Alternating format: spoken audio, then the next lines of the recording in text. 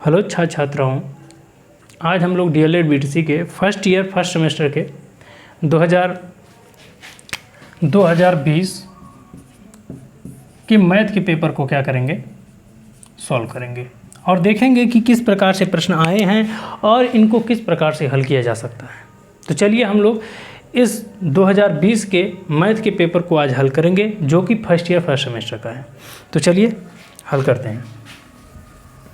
प्रश्न नंबर पहला दिया है कि जो यह संख्या है 7534 में अंक 5 का स्थानीय मान है।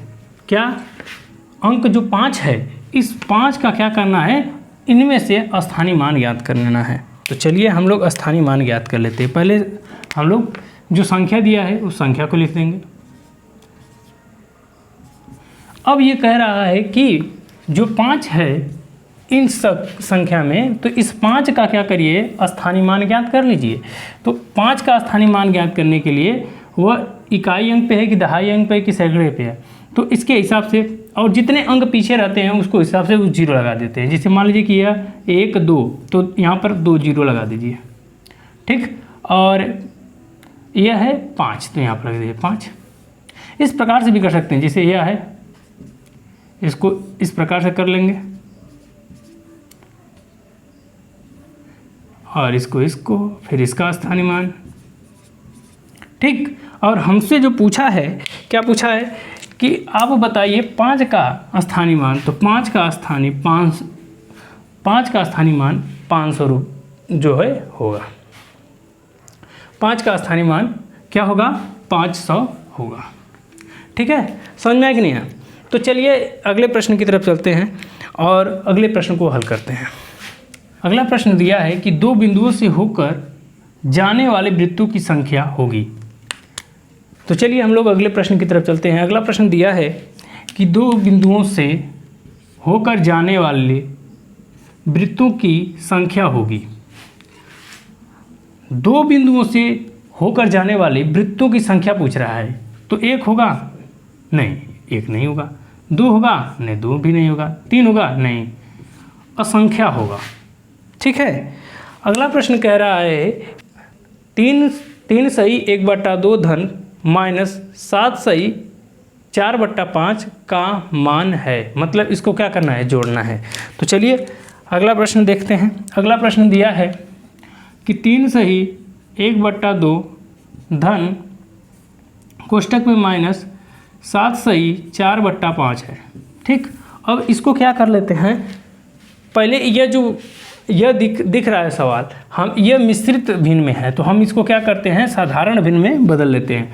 तो यहाँ पर है 2 3 6 6 1 7, तो 7 बट्टे क्या हो गया 2।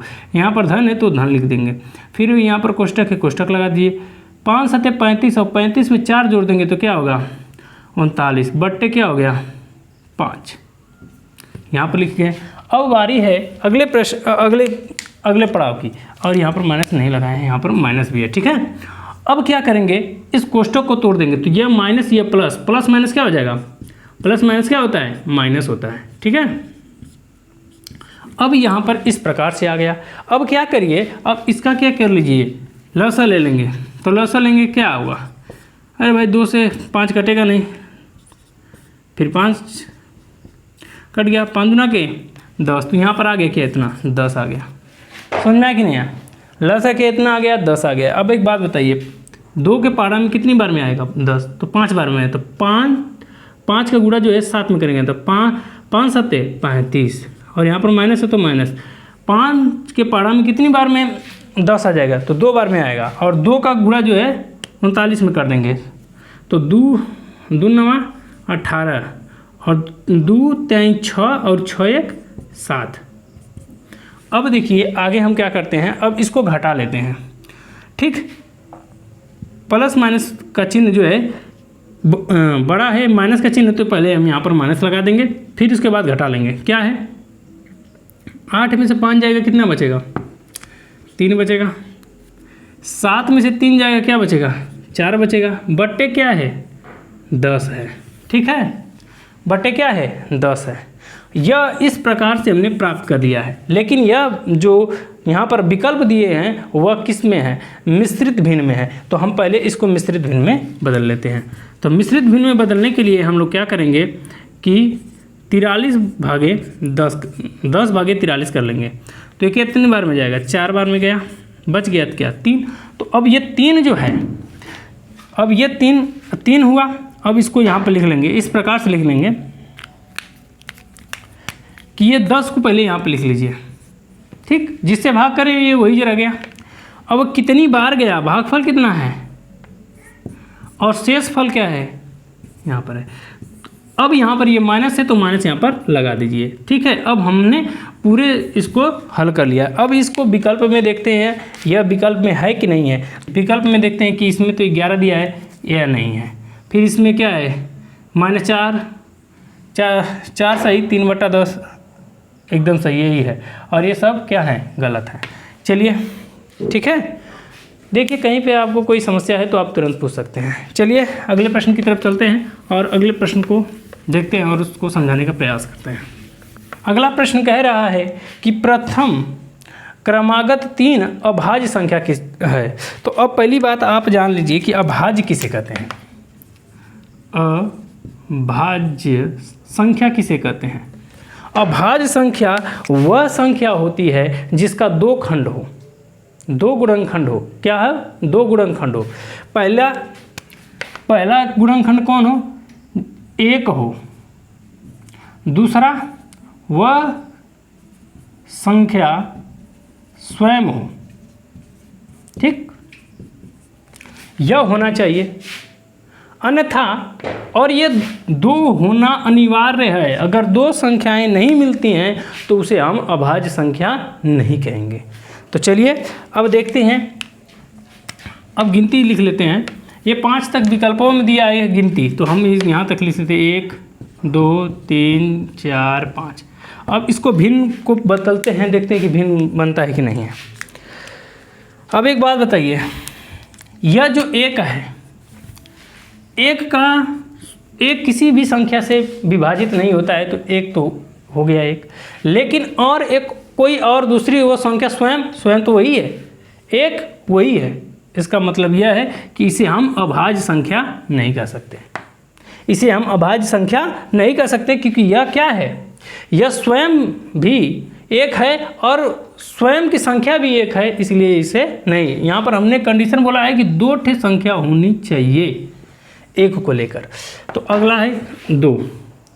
अब 2 क्या है, 2 किसी और अन्य संख्या से नहीं कटता है, लेकिन 1 से तो कटता है और स्वयं से भी कटता है। इसका मतलब कि 2 ठे हमने पूछा है, 2 संख्या हमारा बन गया। हम कहेंगे कि 2 क्या है, अभाज्य संख्या है। 3 क्या है, सेम उसी प्रकार से 3 क्या है, 1 से कटेगा और 3 से कटेगा, ये इसमें भी 2 संख्याएं बन गई। और 4 है, 4 1 से कटेगा, 2 से कटेगा, 4 से भी कटेगा। मतलब कि यह अभाज्य संख्या नहीं है, क्योंकि कंडीशन क्या है कि 2 से कम भी नहीं होनी चाहिए, 2 से अधिक भी नहीं होनी चाहिए वो जो संख्या है। और उसके बाद 5 है तो 5 भी होगा और 5 1 कम 5, ठीक। मतलब कि इसमें से 2 संख्या अभाज्य संख्या नहीं है। एक क्या है, 1 और दूसरी संख्या क्या है, 4। चलिए अब यहाँ पर हमने तो जान लिया। अब क्या है, विकल्प में देखते हैं। विकल्प में कह रहा है, प्रश्न में बोला था, क्या बोला था कि प्रथम क्रमागत 3 अभाज्य संख्या बताना है, जो 3 ठे क्रमागत आनी चाहिए। जो प्रश्न में दिया है, शायद ये प्रश्न गलत उतार लिया हूँ मैं, लेकिन जो भी है इसमें से हल करने का प्रयास करते हैं जो प्रश्न हमारे सामने आया है। अब ये क्या कह रहा है कि 1 पहला विकल्प में दिया है कि 5 जो है क्या है, प्रथम तो नहीं हो सकता, क्योंकि उसके पहले क्या आता है, 2 भी अभाज्य संख्या है, 3 भी अभाज्य संख्या है, 5 भी अभाज्य संख्या है। तो ये प्रथम तो नहीं हो सकता, अभाज्य संख्या है पर प्रथम अभाज्य संख्या नहीं है। आगे क्या है, 3 भी अभाज्य संख्या है परंतु प्रथम नहीं है। अब उसके बाद क्या है, 2, हाँ 2 क्या है, अभाज्य संख्या है और वो भी क्या है, प्रथम है। और 1 तो अभाज्य संख्या है या नहीं है, तो उसकी बतिये छोड़िए, ठीक है, आया समझ में। अगले प्रश्न की तरफ चलते हैं। अगला प्रश्न क्या है, अब इसको समझते हैं और उसको हल करने का प्रयास करते हैं। चलिए अगले प्रश्न की तरफ चलते हैं। अगला चलिए अगले प्रश्न की तरफ चलते हैं। अगला प्रश्न दिया है कि यक्स का यक्स प्रतिशत कितना है, 64 हो तो यक्स का क्या करिए, मान ज्ञात करिए। यक्स का मान होगा इसमें से बता दीजिए। ठीक है, समझ में आया कि नहीं आया? ये तो दो ठे 80 हो गया, एक ठे 60 कर देते हैं विकल्प को। ठीक है, चलिए इस प्रश्न को हल करने का प्रयास करते हैं। प्रश्न में दिया है कि यक्स का यक्स प्रतिशत, मतलब कि यक्स संख्या है, उस यक्स संख्या का यक्स प्रतिशत ज्ञात करना है। तो इस प्रकार से ज्ञात करेंगे। और कह रहा है कि जब हमने यक्स का यक्स प्रतिशत ज्ञात किया है तो वो कितना आ गया है, वो 64 आ गया है। क्या आ गया है, 64 आ गया है। तब अब इसको हल करेंगे तो क्या पाएंगे, अब इसको गुणा कर देंगे तो क्या होगा, यक्स स्क्वायर बट्टे में क्या है 100, अब यहाँ पर क्या है 64 है। समझ में आ गया? अब इसका गुणा, जब ये भाग है तो जब बराबर को उधर जाएगा तो क्या हो जाएगा, गुणा हो जाएगा। अब यहाँ पर क्या करेंगे, यक्स स्क्वायर बराबर क्या हो गया 6400। एकदम समझ में आ रहा है कि नहीं आ रहा है? अरे नहीं आ रहा है तो यहाँ पर लिख दे रहा हूँ इस प्रकार से।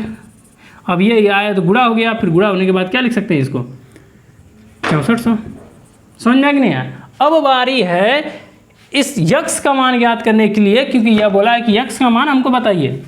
तो यक्स का मान ज्ञात करने के लिए हमने क्या करना है, यक्स बराबर लिख के इसको कौड़ी में डाल देना है, क्योंकि ये स्क्वायर है तो इसको हटेगी। जब ये स्क्वायर हटेगा तो ये अगला जो बराबर की उस वाली संख्या रहती है, बराबर की उधर की संख्या होती है, वो किस में चली जाती है, करड़ी में चली जाती है। तो 6400। अब एक बात आप लोग जानते ही हैं कि 64 किसका जो है घनमूल है, वर्ग है। 64 किसका वर्ग है, वो 8 का है। और ये 2 जीरो मिलकर 1 जीरो बना दिए, कितना हो गया 80 हो गया। मतलब कि वह संख्या क्या है, वह 80 संख्या है जिसका यक्स का यक्स प्रतिशत ज्ञात करने पर, मतलब कि यस 80 का 80% क्या होगा 64 होगा। समझ में आया कि नहीं आया? आया समझ में? चलिए हम लोग अगले प्रश्न की तरफ चलते हैं और उसे हल करने का प्रयास करते हैं। प्रश्न क्या दिया है, कह रहा है कि एक आयत की लंबाई 6 सेंटीमीटर है। कितना है, 6 सेंटीमीटर है। तो जो यहाँ पर दे रहा है हम उसको लिख लेते हैं। क्या कि यहाँ पर लिख दें कि आयत की लंबाई कितना है, 6 सेंटीमीटर है। 6 सेंटीमीटर है। आगे क्या दिया है, तथा चौड़ाई 2.5 सेंटीमीटर है। यहाँ पर लिखेंगे तथा आयत की चौड़ाई कितना है 2.5 सेंटीमीटर है। कितना है 2.5 सेंटीमीटर है। समझ में? तो आगे प्रश्न बोल रहा है कि आप क्या करिए, इसका क्या करिए, आयत का क्षेत्रफल ज्ञात कीजिए। तो आयत का क्षेत्रफल हमको ज्ञात करना है। तो क्षेत्रफल ज्ञात करने के लिए हमको क्षेत्रफल बराबर पता होना चाहिए। तो यहाँ पर लिखेंगे कि आयत का क्षेत्रफल बराबर क्या होता है, लंबाई गुणे चौड़ाई होता है। क्या होता है, लंबाई गुणे चौड़ाई होता है। अगर आयत का क्षेत्रफल का सूत्र क्या होता है, लंबाई गुणे चौड़ाई। और जो कि हमको प्रश्न में ही दे दिया है, लंबाई गुणे चौड़ाई का मान हमको दे दिया है, लंबाई का 6 सेंटीमीटर, चौड़ाई का 2.5 सेंटीमीटर दे दिया है। तो चलिए हम जो मान दिया है उस पर हम रख देते हैं। तब मान पे रखेंगे तो क्या है, लंबाई कितनी है 6 सेंटीमीटर, तो यहाँ पर 6 लिखेंगे। फिर उसके बाद क्या है, चौड़ाई क्या है 2.5 सेंटीमीटर है। ठीक है, तो अब हम क्या करते हैं, सिंपल सा ये गुणे का चिन्ह है तो उसको गुणा कर लेते हैं। अब यहाँ पर लिखेंगे क्या, देखिए दशमलव से अब थोड़ा सा भी मत घबराइएगा, जैसे दशमलव लिखा है वैसे लिख लेंगे हम लोग। क्या लिखा है कि 6 पच्चे क्या होता है 30, 6 दूना के 12 3 15। अब एक बात बताइए, अब हम देख रहे हैं क्या यहाँ पर क्या दिखा है दशमलव, और दशमलव के पीछे कितना अंक है, 1 अंक है, और यहाँ पर दशमलव है या नहीं है। तो अब 1 अंक यहाँ से गिनेंगे 1, अब 1 अंक के बाद दशमलव लगा देंगे। तो अब यहाँ पर बोल देंगे कि क्या है, यह क्या है, आयत का क्षेत्रफल है। और यहाँ पर लिख देंगे क्या कि अतः आयत का क्षेत्रफल कितना है 15 सेंटीमीटर है। ठीक है, समझ में आया कि नहीं आया? देखिए, जब भी आप इस प्रकार के प्रश्न को हल करें तो आप हमेशा याद रहे कि लंबाई गुणे चौड़ाई जो है आयत का क्षेत्रफल होता है, और आयत का जो है परिधि जो होता है दो गुणे कोष्ठक में लंबाई धन चौड़ाई होता है। बस इतना याद रहे और इस प्रकार के आयत से जुड़े सारे प्रश्न को आप हल कर पाएंगे। चलिए हम लोग अगले प्रश्न की तरफ चलते हैं। अगला प्रश्न 7वां प्रश्न में क्या दिया है, अब इसको हम लोग हल करेंगे। अगला प्रश्न 7वां दिया है, कह रहा है कि 2x - 5 का होल स्क्वायर का मान ज्ञात कीजिए। तो हमको प्रश्न जो दिया है उसको क्या करना है, 2x - 5 का होल स्क्वायर ये दिया है। कह रहा है कि इसका मान क्या करिए, आप इसका मान ज्ञात करिए। तो अब एक बात ध्यान दीजिए, यह मैं इस प्रकार से देख रहे हैं कि a - b का होल स्क्वायर का सूत्र है, ये हमको दिख रहा है। ठीक है, तो अब हमको पता है कि a - b का होल स्क्वायर बराबर क्या होता है, a square minus 2ab plus b का स्क्वायर। यह क्या होता है, इसका सूत्र होता है। ठीक है, अब इस प्रकार से ही ये दे दिया है और इसी का मान हमसे पूछ रहा है, तो अब हम इसको इसी सूत्र पे हम क्या कर देंगे, इसको रख देंगे। तो जब हम इसको रखेंगे तो क्या पाएंगे कि a की जगह पे क्या रखना है, इसको रखना है, और b की जगह पे जो ये b है, b की जगह पे इसको रखना है। सिंपल सा काम है। तो अब ये लिखेंगे यहाँ पर a की जगह पे क्या है, 2 है, तो 2x का स्क्वायर। ठीक, यहाँ पर माइनस है तो माइनस, यहाँ पर 2 है तो 2। a की जगह पे क्या लिखना है, गुणे 2x लिखना है। ठीक, फिर उसके बाद क्या है b की जगह पे क्या लिखना है, 5 लिखना है। ठीक, आगे क्या लिखा है, प्लस, तो प्लस लिख दीजिए।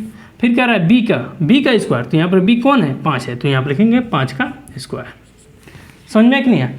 अब सिंपल सा आप जो है वर्क करना है तो वर्क, गुणा करना है तो गुणा कर देंगे। ठीक है, तो यहाँ पर करेंगे 2 दूना क्या 4, x का गुणा x में करेंगे तो x स्क्वायर। ठीक, अब यहाँ पर क्या करेंगे, 2 दूना क्या 4, 4 पंजे 20, तो यहाँ पर लिखेंगे -20, और ये x तो ऐसे ही रह गया। यहाँ पर प्लस का चिन्ह तो प्लस का चिन्ह, 5 25। यह हमको जो है पता करना था। ठीक, यह हमको पता करना था, जो हमने पता कर लिया है। इसका मान हमको पूछा था, हमने इसका मान बता दिया। ठीक है, अगर हम इसको आगे हल करेंगे तो फिर इसी प्रकार से ये हो जाएगा, लास्टली में फिर यही प्राप्त हो जाएगा। यही पूछा था, इसका मान बताइए, तो हमने इसका मान बता दिया। समझ में कि नहीं आया। चलिए हम लोग अगले प्रश्न की तरफ चलते हैं और अगले प्रश्न को हल करने का प्रयास करते हैं। अगला प्रश्न दिया है, हमने 6 को 7 को हल कर लिया है, बारी है 8वें प्रश्न को हल करने की। कह रहा है कि पटरी तथा प्रकार की सहायता से 90 डिग्री का कोण बनाइए। ठीक है, हमको क्या करना है, 90 डिग्री का कोण बनाना है। ठीक है, तो चलिए हम लोग 90 डिग्री का कोण बनाते हैं। यहाँ पर सबसे पहले आप क्या करेंगे कि एक जो है ए बी रेखा खींच लेंगे। ठीक है, क्या हमने खींचा, एक ए बी रेखा खींच लिया। ठीक, हमने ए बी रेखा खींचा। यहाँ पर लिखेंगे भी क्या, पहले में लिखेंगे कि सर्वप्रथम हमने ए बी रेखा क्या किया, खींचा।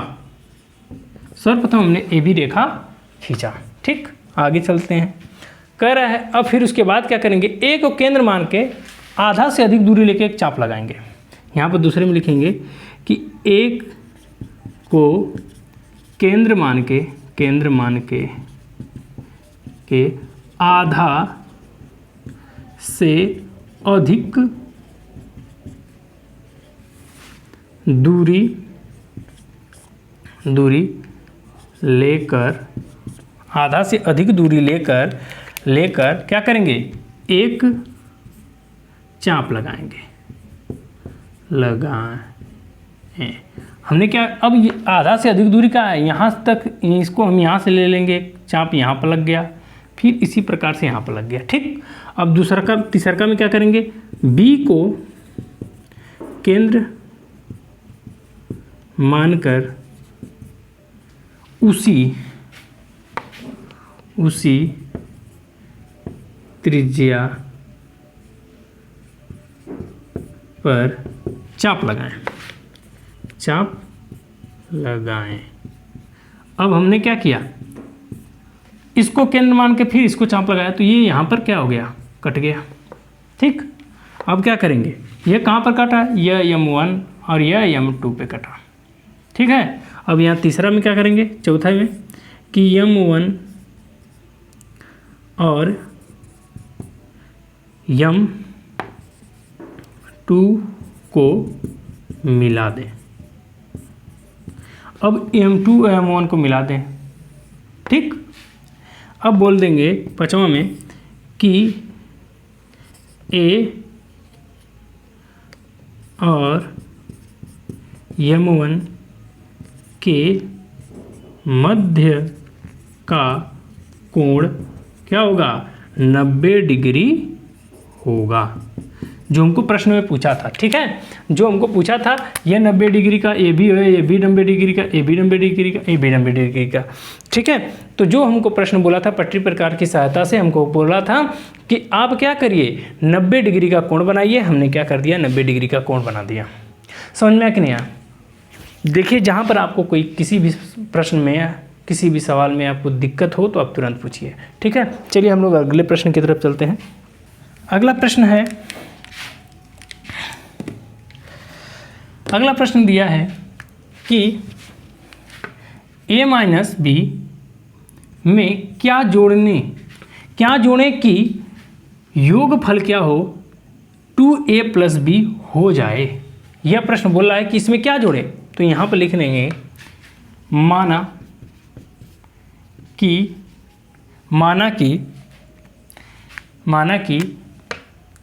a माइनस बी में यक्स जोड़ दें, जोड़ने पर वह संख्या प्राप्त होगी। मैंने मान लिया, तो अब हमने क्या करेंगे, वह संख्या प्राप्त हुई, तो हम इसको क्या कर लेते हैं, यहीं पे मान लेते हैं, तो इसको करते हैं। अब क्या करते हैं, a माइनस बी धन, हमने a माइनस बी में क्या कर दिया है, यक्स को क्या कर देना है, जोड़ देना है, तो यक्स में हमने जोड़ दिया, तो हम जोड़ने पर हमको क्या प्राप्त हो रहा है, 2a प्लस बी प्राप्त होगा। ठीक है, समझ में आ गया? चलिए आगे चलते हैं।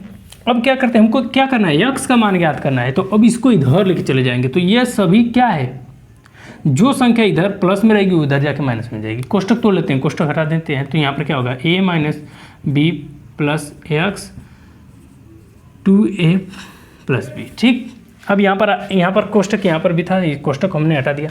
अब इसको अब क्या करते हैं, इधर लेके जाते हैं, तो ये x तो ये रह गया, क्योंकि x का मान हमको पता करना है। तो आगे हमको क्या करना पड़ेगा, जब ये इधर गए, ये क्या है, a क्या है, a प्लस में है, तो प्लस जब इधर जाएगा तो क्या हो जाएगा, माइनस में जाएगा, तो 2a माइनस a। ठीक, और यहाँ पर क्या है, b माइनस में, तो b जब इधर जाएगा तो क्या हो जाएगा, प्लस हो जाएगा, तो यहाँ पर लिखेंगे धन b, और a भी आया तो ये भी धन b हो गया। ठीक, समझ में आया कि नहीं आया? अब आगे क्या करते हैं, अब यहाँ पर लिख लेंगे कि यक्स, अब एक बात बताइए, 2a में से एक चला गया तो क्या बचेगा, एक a बचा। अब एक बताइए, एक बी ए और एक बी ई, दोनों को जोड़ देंगे तो क्या हो जाएगा, 2b हो जाएगा। ठीक है, क्या हो जाएगा, 2b हो जाएगा। ठीक, अतः हम यहाँ बोलेंगे कि अतः a माइनस बी में a प्लस 2b जोड़ने पर क्या होगा, 2a प्लस बी क्या होगा, प्राप्त होगा। ठीक है, प्राप्त होगा। समझ में आया कि नहीं है? देखिए, जहाँ पर अभी आपको किसी भी प्रश्न में समस्या आपको दिखे कि यहाँ पर ये समस्या है, हमको नहीं समझ में आ रहा, तो आप तुरंत पूछिए, हम बताने का पूरा प्रयास करेंगे। चलिए हम लोग अगले प्रश्न की तरफ चलते हैं। अगला प्रश्न क्या कहता है, चलिए हम लोग अगले 9 को प्रश्न को हल कर लिए हैं, अब बारी है 10वें प्रश्न की। तो यहाँ पर लिखा है कि 4 अंकों की सबसे बड़ी प्राकृतिक संख्या और सबसे छोटी संख्या का क्या करिए, अंतर ज्ञात कीजिए। तो हमको सबसे पहले यहाँ पर लिख देंगे क्या कि 4 अंकों की है, तो यहाँ पर लिख देंगे प्रश्न आधा है क्या, सबसे छोटी संख्या चारों उसी 4 अंकों की होगी। ठीक है, यहाँ पर लिखेंगे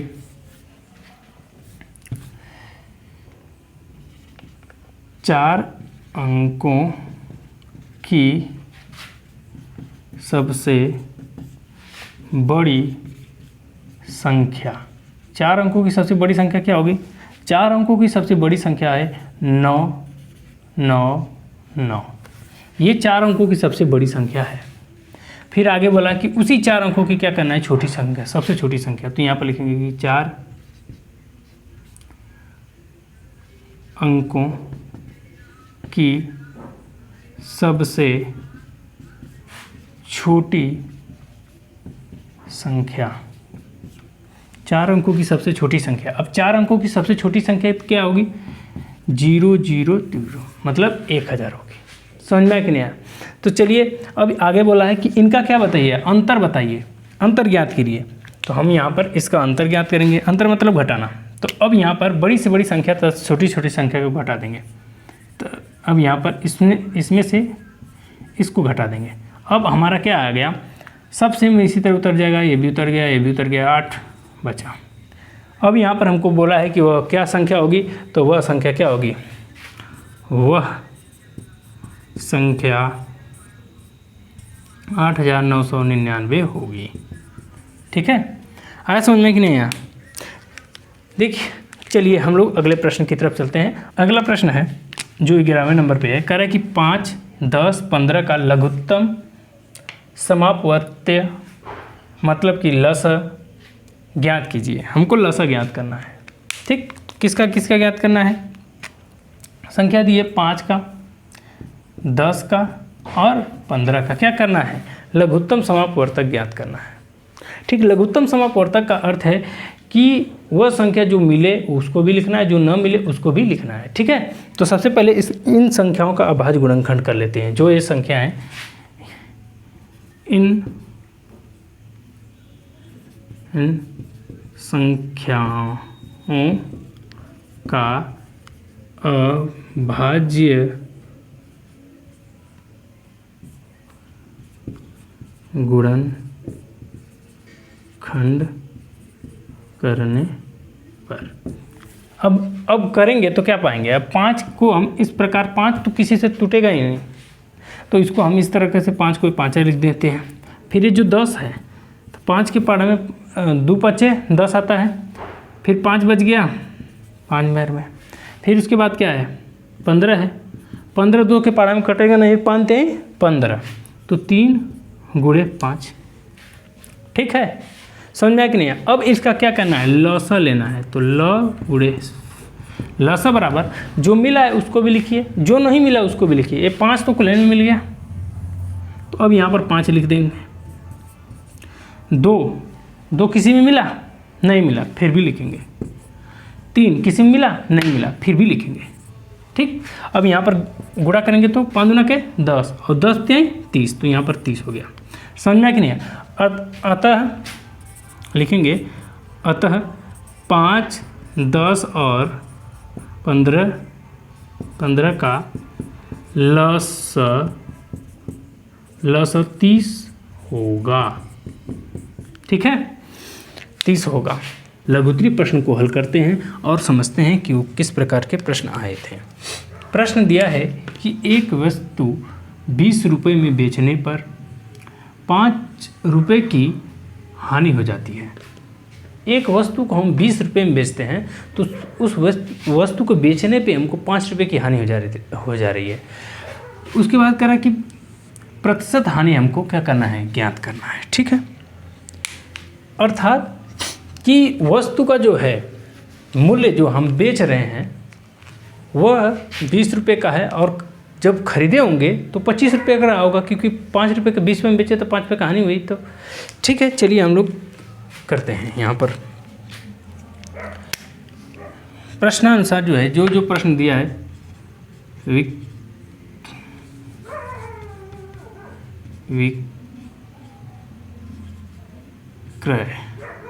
विक्रय मूल्य कितना है? 20 रुपये है।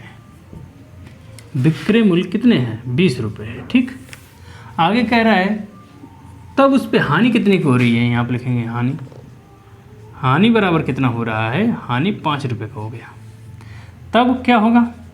तब जो क्रय मूल्य होगा, क्रय मूल्य जो होगा वो कितना होगा? विक्रय मूल्य धन हानि का।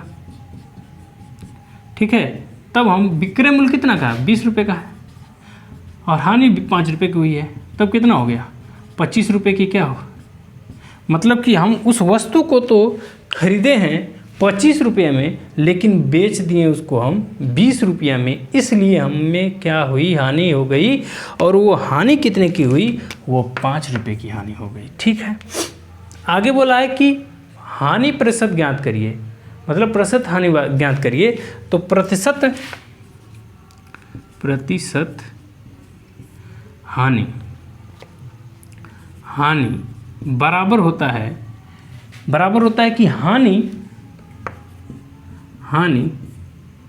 बटे क्रय मूल्य गुणे 100। ठीक है, ये होता है सूत्र। ठीक है, अब इसी सूत्र पे हम क्या कर देते हैं? रख देते हैं। जब हम रखेंगे तो क्या पाएंगे? हानि क्या है? 5 रुपये है, तो यहाँ पर लिखेंगे 5। क्रय मूल्य कितना है? क्रय मूल्य हम जो खरीदे हैं वो 25 रुपये के खरीदे हैं। और उसके बाद क्या है? 100। अब काट लीजिए, 5 एकम 5वां, 5 भी यहाँ पर बचा 5 दूना के 10 और ये 0 बच गया। ठीक, मतलब कि 20% की क्या हुई है? उसे हानि हुई है। अब यहाँ पर लिख देंगे क्या? अतः उसे 20% की हानि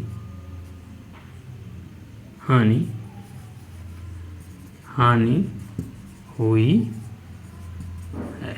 ठीक, उससे क्या हुआ है? 20% की क्या हो गई है? हानि हो गई है। क्योंकि उसने क्या किया था? 20 रुपये का तो खरीदा था, अब बेचा उसे, सॉरी, क्योंकि उसने 25 रुपये का क्या किया था? खरीदा था और बेचा 20 रुपये का, इसलिए उसे 5 रुपये की हानि हो गई। और हानि का जो प्रतिशत था वो कितना था? 20% का हानि हुआ है उसे। चलिए हम लोग अगले प्रश्न की तरफ चलते हैं। अगला प्रश्न क्या दिया है उसे हल करने का प्रयास करते हैं। अगला प्रश्न बोल रहा है कि वह छोटी से छोटी संख्या क्या करिए? ज्ञात कीजिए जिसमें 15, 20, 35 और 48 से अलग अलग क्या किया जाए? भाग दें। क्या करें? अलग अलग भाग दें, तो प्रत्येक स्थिति में वहाँ पर क्या बच जा रहा है? 8 शेष बच जा रहा है। अब यहाँ पर देखिए क्या चीज़ बोला है, यहाँ पर ध्यान देने वाली बात है। यह बोला है कि छोटी से छोटी संख्या। मैं पहले भी बताया था कि जब बोले छोटी से छोटी तो आप तुरंत बोलिएगा कि इसका एलसीएम मतलब लॉसा निकालना है। ठीक, अगर वही जो बड़ी बोलता था क्या कहते हैं? बड़ी बोल दिया, तुरंत कहिएगा क्या कि अब इसका क्या निकालना है? मौसा निकालना है। ठीक, बात समझ में है कि नहीं है? तो चलिए अब इन सभी संख्या में दी गई संख्या कितनी है? ठीक है, संख्या क्या है? 15 है, 20 है, 35 है और क्या है? 48 है। ठीक, अब इन संख्याओं का क्या कर लेते हैं? अभाज्य गुणनखंड कर लेते हैं। इनका अभाज्य गुणनखंड। अभाज्य गुणनखंड करेंगे तो ये इसको पहले 5 लिख लीजिए, अरे 15 लिख लीजिए। 15 को क्या है? 15 को काटेंगे 3 से कटेगा, 2 से तो कटेगा नहीं, 3 से। फिर बचेगा 5, किससे कटेगा? 5 से। ठीक, उसके बाद ये 20 है, 20 है। तो अब देखिए 20 कितने के पार्ट में कटेगा? 2 के पार्ट में कटेगा 10 बार में, फिर 2 से कटेगा, फिर कितने में? फिर 2 से कट गया, 2 से 5 बचा, तो 5 लिख दिए। समझ में आ रहा है कि नहीं आ रहा है? फिर उसके बाद क्या है? 35 है। अब देखिए 35 3 से भी नहीं कटेगा, ये किससे कटेगा? 5 से कटेगा। कितनी बार में? 7 बार में, तो ये 7। ठीक, उसके बाद क्या है? 48 है। 48 को अब ये किससे पहले कटेगा? देखिए मैं इसको निकाल दे रहा हूँ क्योंकि ये लंबी प्रक्रिया है।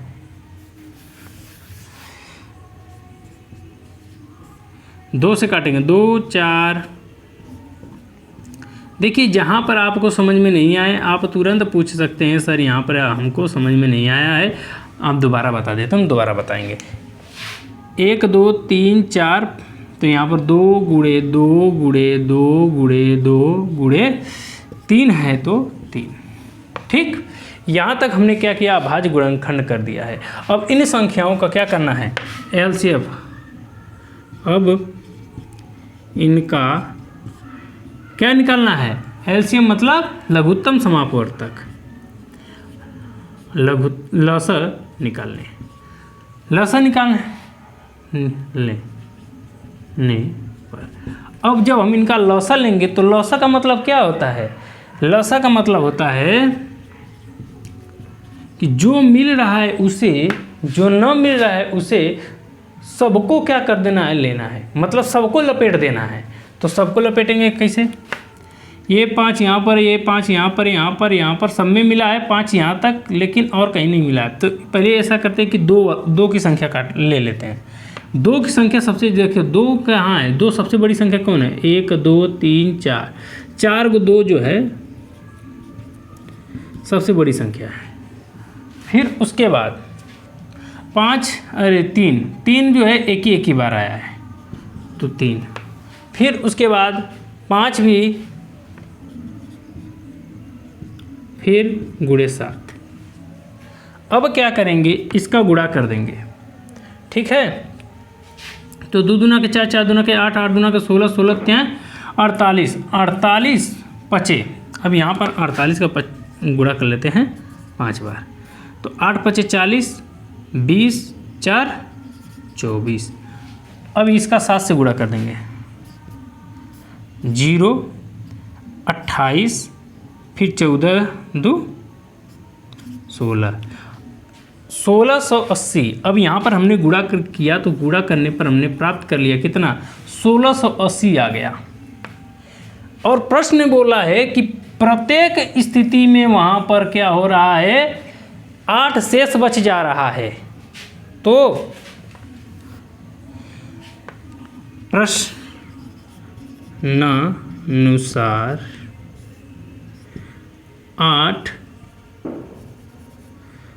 8 शेष बच जा रहा है, इसलिए लस में 8 को क्या करेंगे? जोड़ देंगे। ठीक, अब हमने क्या करना है? जो हमने क्या है यहाँ पर प्राप्त किया है 1680 में 8 क्या कर देंगे? जोड़ देंगे। तो जोड़ने पर क्या प्राप्त हुआ? प्राप्त हुआ 1688। यह 1688 वह छोटी से छोटी संख्या है जिनको हम इस 15, 20, 35 और 48 से अगर भाग देंगे तो वह संख्या जो है 8 बार क्या होगा? शेष बच जाएगा। 8 क्या होगा? बार शेष बच जाएगा। यहाँ पर लिख देंगे, अतः वह संख्या, वह छोटी से छोटी संख्या 1688 है।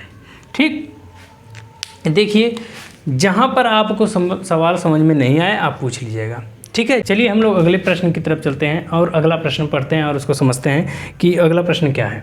अगले प्रश्न में दिया है 14 नंबर वाले प्रश्न में कह रहा है कि एक रेलगाड़ी की लंबाई 30 मीटर है और 120 मीटर लंबे प्लेटफॉर्म को 12 सेकंड में पार कर ले तो रेलगाड़ी की क्या करिए, चाल ज्ञात करिए। ठीक है, रेलगाड़ी की क्या करिए, चाल ज्ञात करिए।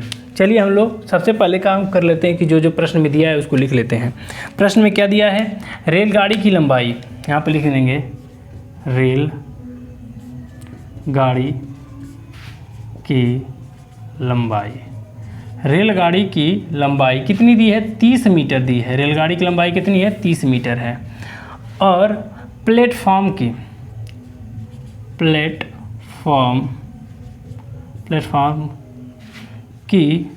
लंबाई, प्लेटफॉर्म की लंबाई कितनी दी है, वह दी 120 मीटर।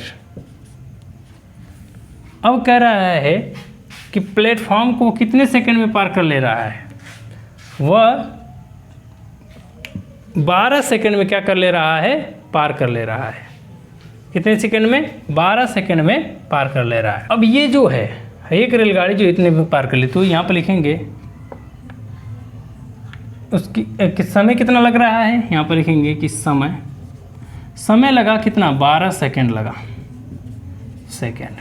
ठीक है, तो हमको क्या करना है, इसकी जो है चाल ज्ञात करनी है। तो चाल बराबर क्या होता है, चाल बराबर होता है दूरी बटे समय होता है।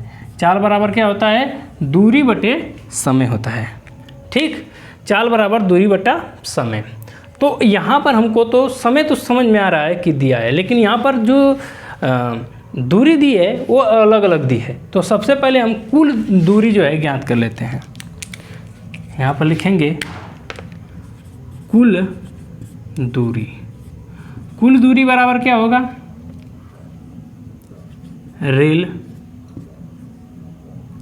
रेलगाड़ी की लंबाई धन किसकी, प्लेटफॉर्म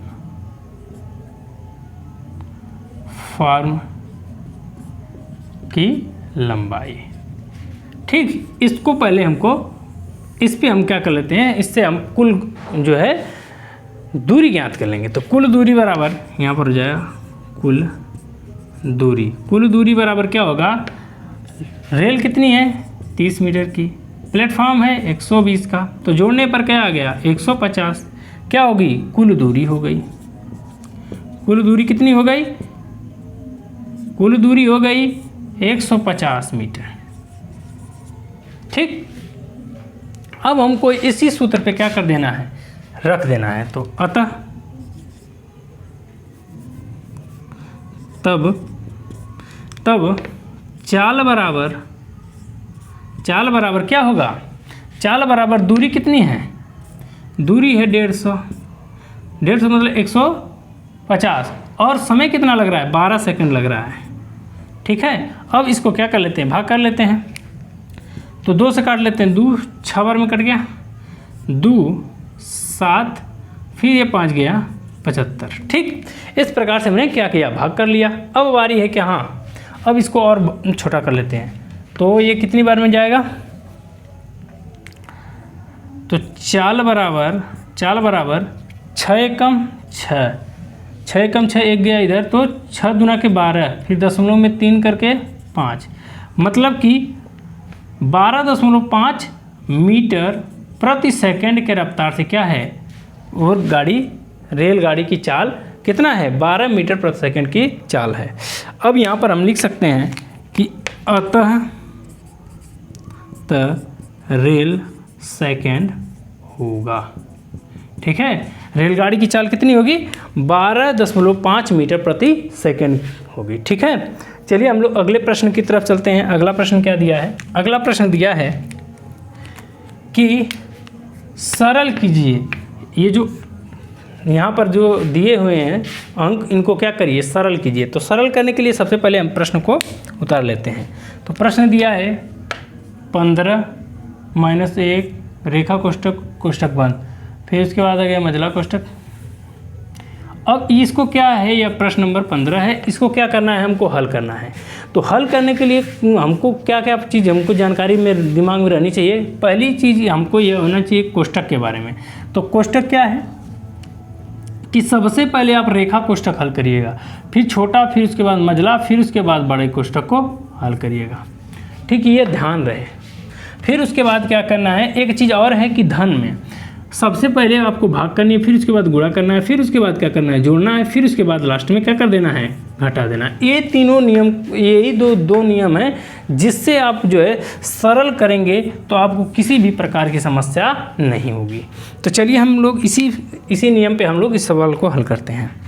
तो देखिए, सबसे पहले आपको रेखा कोष्ठक यहाँ पर दिख रहा है, तो यहाँ से यहाँ तक के सारे प्रश्न को यहाँ तक उतार दीजिए। तो हमने उतारना है क्या, 15 माइनस बड़का कोष्ठक 6 माइनस, ठीक है, मझला कोष्ठक, फिर प्लस 5 प्लस छोटा कोष्ठक 4, फिर उसके बाद क्या है 2 और -1, इसको क्या करेंगे, घटा देंगे।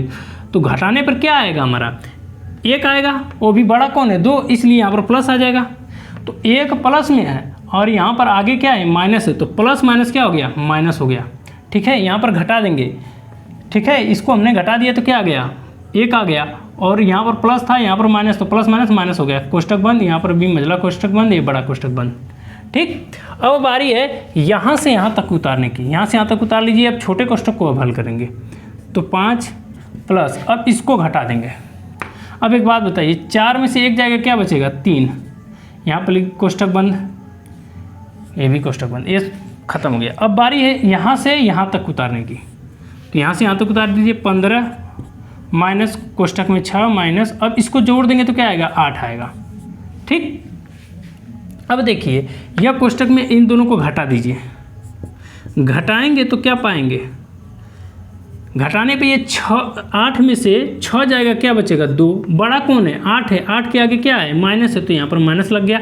और एक कोष्ठक है, तो ये कोष्ठक में ये माइनस और ये माइनस, माइनस माइनस क्या हो गया, प्लस हो गया। तो यहाँ पर हम लिख देंगे क्या कि 15 धन 2। अब दोनों को जोड़ देंगे तो क्या आ गया, 17।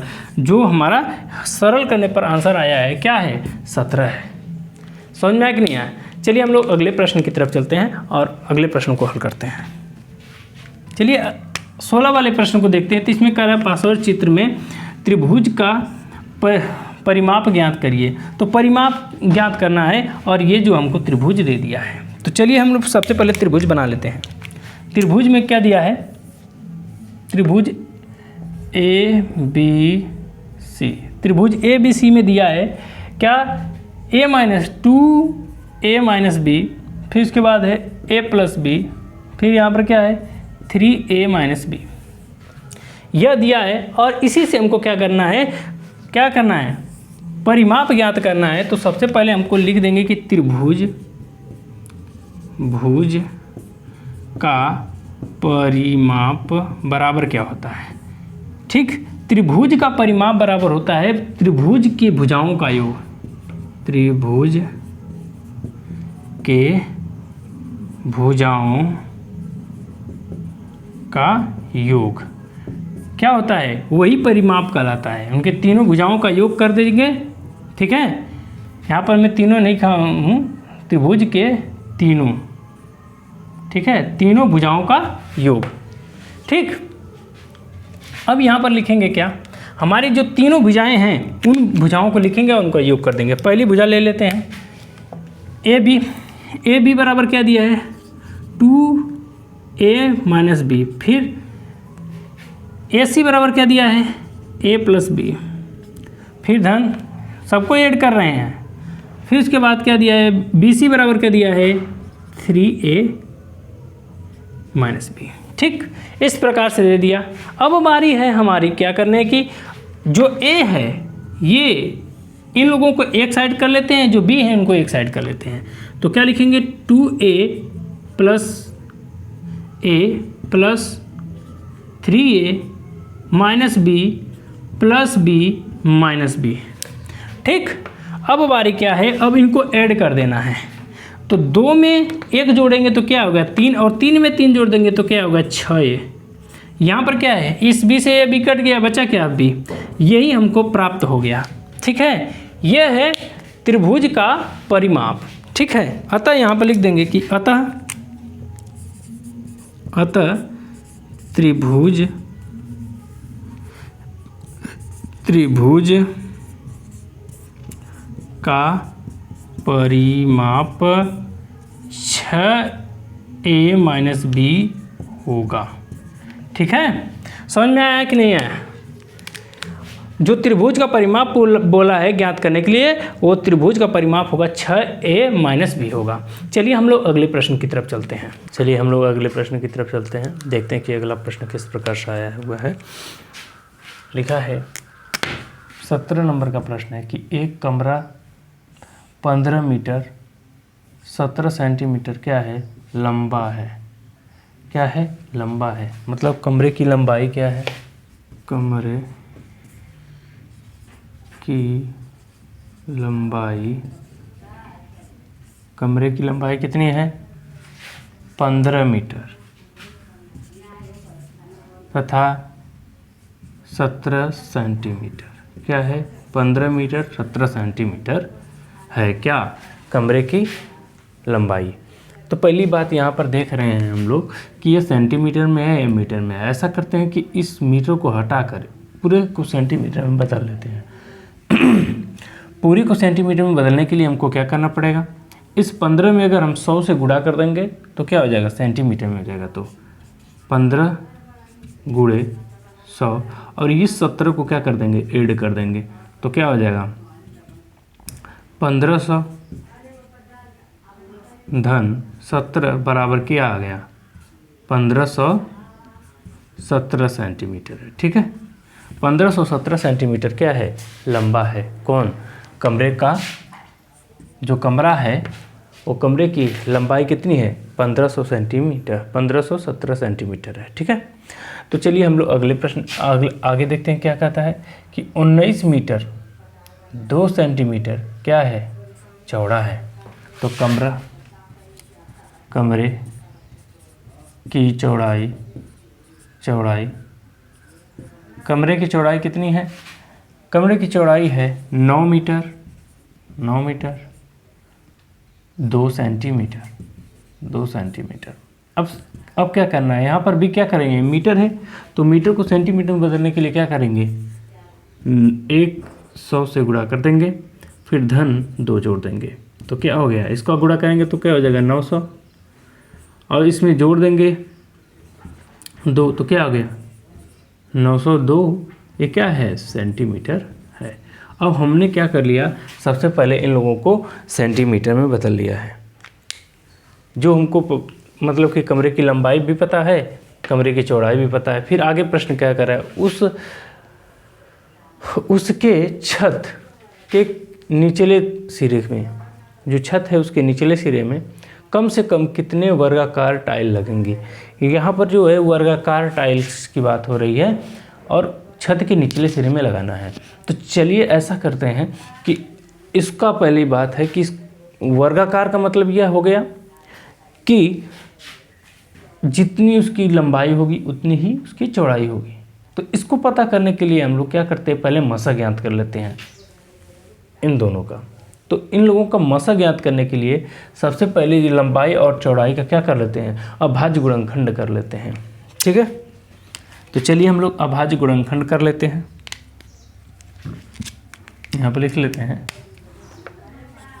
इनका अभाज्य गुणनखंड करने जब करेंगे तो हम क्या पाएंगे। अब देखिए इसको पहले हम उतार लेते हैं, क्या है 1517 है 15। हमने इनका क्या कर लिया, अभाज्य गुणनखंड कर लिया। अब इस अभाज्य गुणनखंड को यहाँ पर लिख लेते हैं, किन का अभाज्य गुणनखंड किए हैं। तो यहाँ पर लिखेंगे कि 1517 का जब हमने अभाज्य गुणनखंड किया तो 37 गुणे 41 पर आया। और क्या है, जब हमने 902 का अभाज्य गुणनखंड किया तो 2 गुणे 11 गुणे 41 पाया। ठीक है, बात समझ में आई यहाँ तक। अब हम क्या करते हैं, सबसे पहला कार्य ये कर लेते हैं कि इनका क्या कर लेते हैं, मासा ज्ञात कर लेते हैं। मासा ज्ञात कर लेते हैं। अब जब मासा ज्ञात करेंगे तो मासा का मतलब जो मिल रहा है उसी को लिखना है। तो अब यहाँ पर सिर्फ क्या मिल रहा है, 41 ही मिल रहा है, तो यहाँ पर लिख देंगे 41। तब जब मासा 41 है तब वर्गाकार की टाइल की लंबाई, वर्गाकार टाइल की लंबाई कितनी होगी, 41 सेंटीमीटर होगी। ठीक है, क्योंकि हमने यहाँ पर सारी चीज़ें अब सेंटीमीटर में ही ज्ञात कर रहे हैं, तो ये 41 सेंटीमीटर होगी। समझ में आया कि नहीं है। अब ये क्या हो गया, लंबाई हो गई, तो वर्गाकार होने के कारण इसकी चौड़ाई भी कितनी होगी, 41 ही होगी। तो आगे हमारा प्रश्न कह रहा है कि हमको यहाँ पर जो कितने वर्गाकार टाइल लगेंगी, तो हमको टाइलों की संख्या ज्ञात करनी है। इसलिए यहाँ पर लिखेंगे क्या, लिखेंगे कि टाइल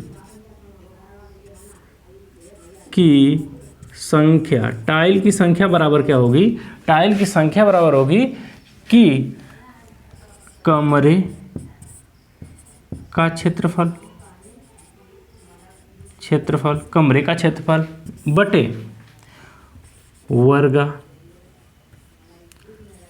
वर्गाकार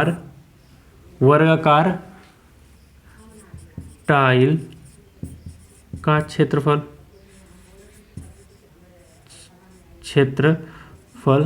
वर्गाकार क्षेत्रफल।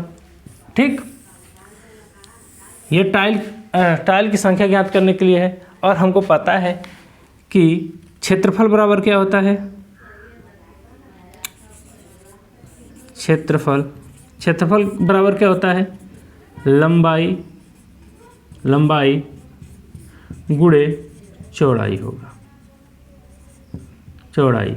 ठीक है, लंबाई गुणे चौड़ाई क्या होगा, इसका क्षेत्रफल होगा। अब एक बात बताइए, हमको कमरे का क्षेत्रफल कैसे पता चलेगा, जब कमरे के लंबाई गुणे चौड़ाई कर देंगे तो हमको क्षेत्रफल पता चल जाएगा। तो यहाँ पे लिखेंगे कि टाइल की संख्या बराबर क्या लिखेंगे, पहला है 1517, तो यहाँ पे लिखेंगे 1517। फिर क्या 900 क्या है, 902 है, ये हो गया लंबाई, एक हो गया चौड़ाई हो गया। बट्टे में क्या है, वर्गाकार टाइल का क्षेत्रफल। तो वर्गाकार टाइल का जो एक भाग है जिसकी लंबाई क्या है 41 है, तो लंबाई 41 होगी तो चौड़ाई भी 41 ही होगी। अब भाग कर लेते हैं, तो भाग करेंगे तो जिससे जब ये जाएगा तो ये 37 बार में जाएगा, जैसे हमने पहले ही यहाँ पर करके देख लिया है इस गुणनखंड में। तो भाई इतना से कट जाएगा तो 37 बार में कट गया। और ये कितनी बार में कटेगा, ये कट जाएगा 11 दूना के 22 बार में कट जाएगा। ठीक है, 22 बार में कट गया। अब इसका क्या कर लेते हैं, यहाँ पर गुणा कर लेते हैं, क्या 37 गुणे 22। ठीक, अब गुणा करेंगे तो क्या पाएंगे, 7 दूना के 14, 6 1 7, 6 1 7। अब एकदम वही काम फिर कर लेंगे, वही चीज़ का गुणा करना है तो 4 11 8, 814 यहाँ पर आया क्या, 814। जब इसका गुणा किए हैं तो यहाँ पर मैं लिख भी दे रहा हूँ कि 37 गुणे 22 बराबर 814 टाइलें लगेंगी। ठीक है, समझ में आया कि नहीं है। यहाँ पर लिख सकते हैं कि अतः 814 टाइल लगेंगी। ठीक है, जहाँ पर भी ये सवाल आपको दिक्कत किया हो, जहाँ पर कोई समस्या आपको नज़र आई हो, उस समस्या को आप हमसे तुरंत पूछिए और हम आपको उस समस्या का हल और निवारण आपको तुरंत बता देंगे। चलिए हम लोग अगले प्रश्न की तरफ चलते हैं।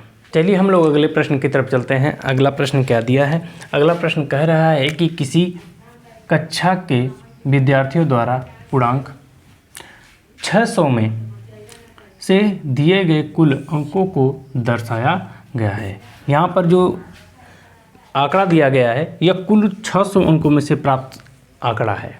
ठीक है, तो कह रहा है कि आरेख मतलब इसका चित्र बनाते हुए हमको बताना है कि बार ग्राफ द्वारा बताइए इसको। क्या ये जो दिया गया डाटा है इसको बार ग्राफ द्वारा क्या करिए, निरूपित कर दीजिए कि यह बार ग्राफ द्वारा इस प्रकार से बनता है डाटा।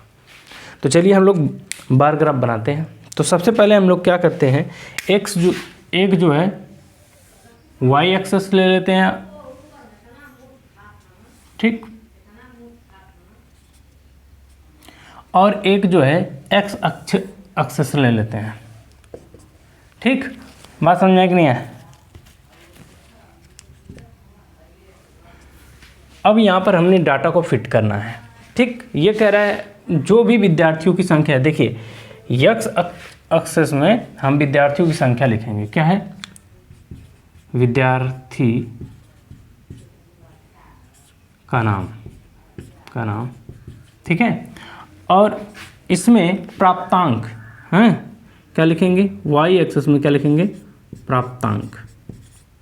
ठीक, तो चलिए अब इस डाटा पे हम लोग इसको क्या करते हैं, फिलअप करते हैं, पुट करते हैं। ठीक है, तो हम क्या करते हैं, सबसे पहला काम ये कर देते हैं कि यहाँ पर नाम लिख लेते हैं। क्या है? पहला है अमिता, पहला डाटा है। और दूसरा डाटा क्या है?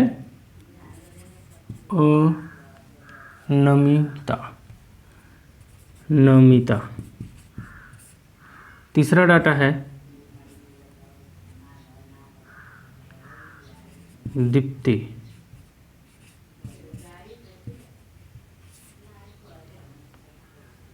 फिर उसके बाद है अजय। फिर उसके बाद क्या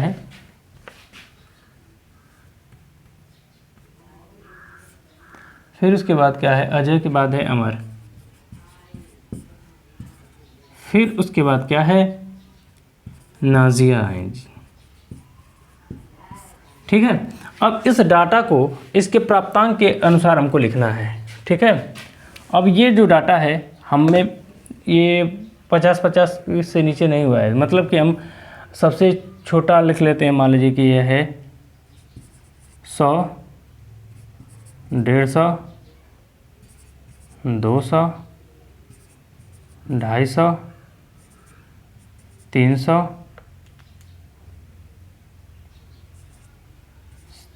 350, 400, 450, 500, 550,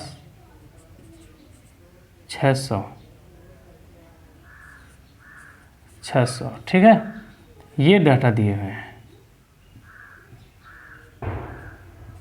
इस प्रकार के डाटा हैं। अब क्या करेंगे हम, इनके जो दिए गए डाटा हैं इनके ब्लॉक्स बनाएंगे। ठीक है, क्या है, जो अमिता है वो कितना पाई है? 450 पाई है। तो इस अमिता के पास 450 है, तो यहाँ से लेकर यहाँ तक एक ब्लॉक बना देंगे। ठीक है, समझ में? ब्लॉक बना दिए।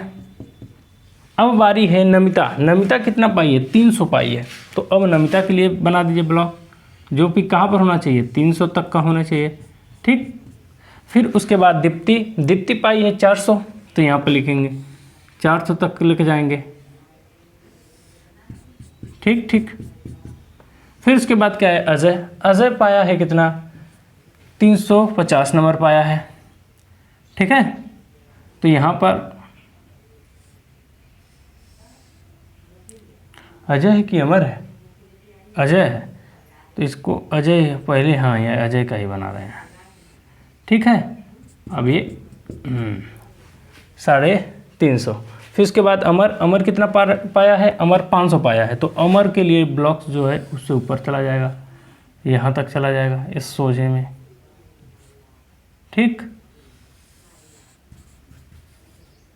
फिर उसके बाद नाजिया जो है 550 पा गई है, तो नाजिया 550 इस तरह से, ठीक। इस प्रकार से हमने को ब्लॉक बनाना है और इस प्रकार से हम इसको बार ग्राफ द्वारा प्रदर्शित कर देंगे, ठीक है। देखिए जो है बार ग्राफ वह ग्राफ होता है जिसमें एक एक्स अक्ष और वाई अक्ष होते हैं। इसमें जो है एक तरफ डाटा दिया जाता है और दूसरी तरफ डाटा को ब्लॉकों में दर्शाया जाता है कि इतने डाटे हैं।